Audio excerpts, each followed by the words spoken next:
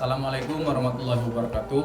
Perkenalkan, nama saya Aldi Putra Pratama dengan NPM G1D 017023. Nah, di sini saya akan menjelaskan tentang elektrokardiograf, elektroencephalograf, dan elektromiograf. Nah, ini merupakan tugas dari UAS atau ujian akhir semester untuk mata kuliah instrumentasi biomedis.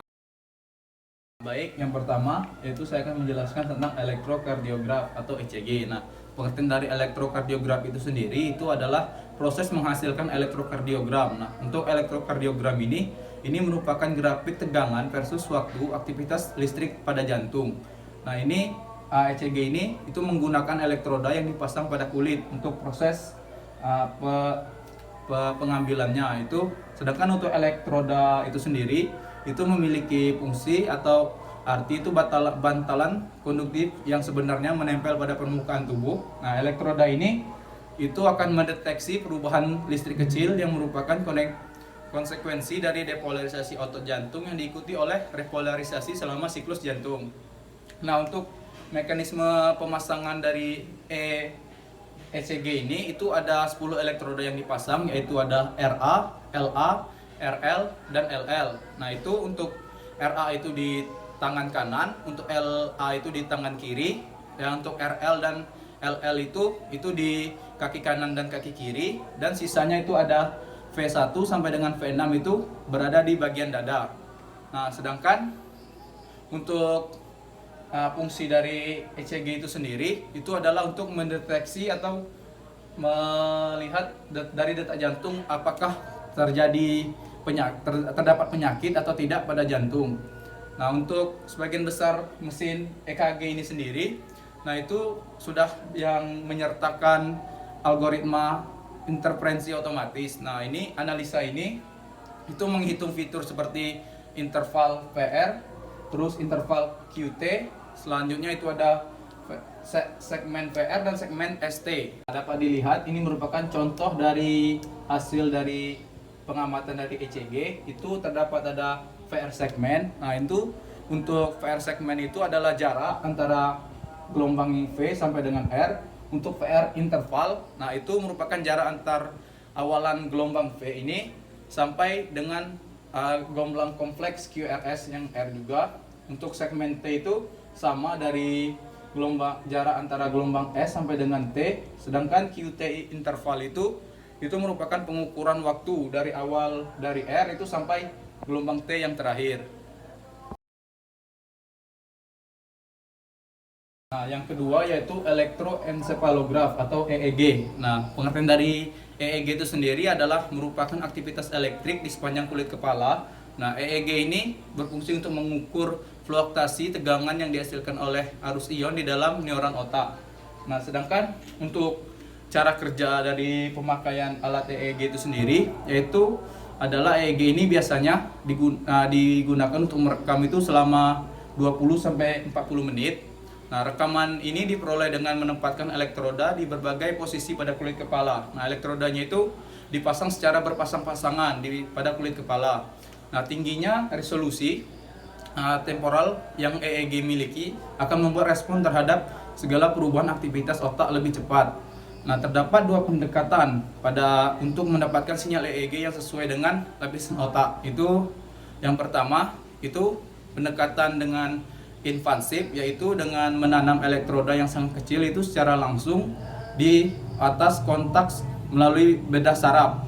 Nah, ini keuntungan dari yang pertama ini adalah pendekatan ini yang pertama itu hasil mampu memberikan sinyal EEG itu yang sangat tinggi kualitasnya. Sedangkan yang pendekatan lainnya itu adalah pendekatan non-invasif.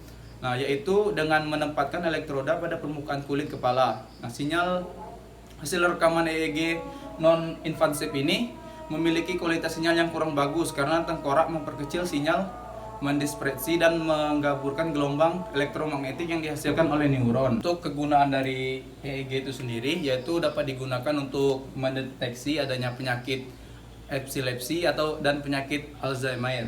Nah, itu dengan cara untuk penyakit epilepsi itu digunakan untuk mendiagnosa penyakit dengan mengidentifikasi setiap keabnormalan pada otak seperti lesi yang memicu serangan epilepsi. Nah, untuk EEG itu sendiri itu tidak bisa untuk mendeteksi perbedaan orang itu jenius atau tidak, karena yang ditangkap oleh EEG itu sendiri itu adalah relatif sederhana, itu tentang distribusi dan kuantitas aktivitas listrik dari otak.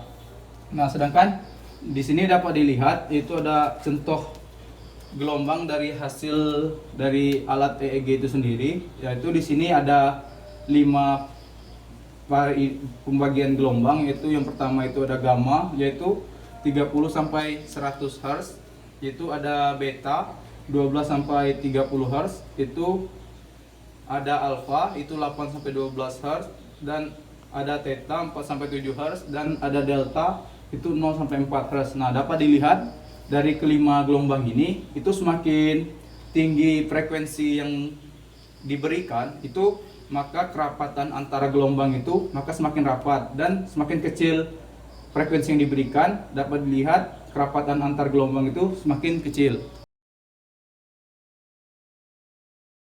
Nah, untuk yang terakhir yaitu elektromiograf atau EMG. Nah, elektromiograf itu merupakan teknik yang digunakan untuk mengevaluasi fungsi saraf dari otot itu dengan cara merekam aktivitas listrik yang dihasilkan oleh otot selekal. Nah, untuk elektromiograf itu sendiri itu mencakup penyisipan elektroda atau pin atau jarum halus itu melalui kulit dan masuk ke dalam jaringan otot. Nah, kemudian aktivitas listrik otot itu direkam pada komputer. Nah, hasil tes ini itu memungkinkan ahli saraf itu dapat mendiagnosa setiap aktivitas otot atau saraf yang abnormal itu yang dihasilkan.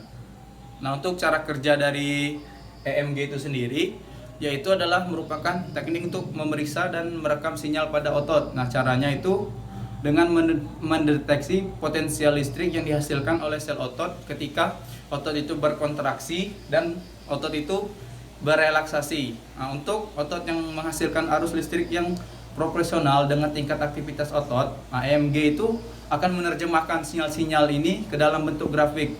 Contohnya seperti ini grafiknya. Untuk kegunaan dari EMG itu sendiri adalah itu mengetahui kelainan yang terjadi pada otot kita, itu apakah ada terjadi kelainan atau tidak.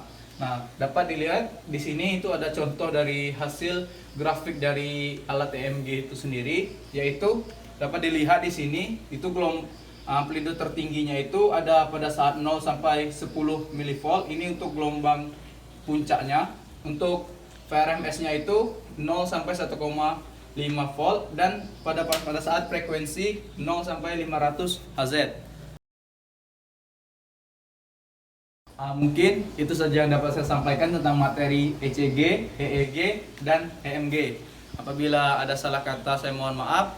Pada Allah saya mohon ampun. Saya akhiri. Wabillahi taufiq wal hidayah. Wassalamualaikum warahmatullahi wabarakatuh.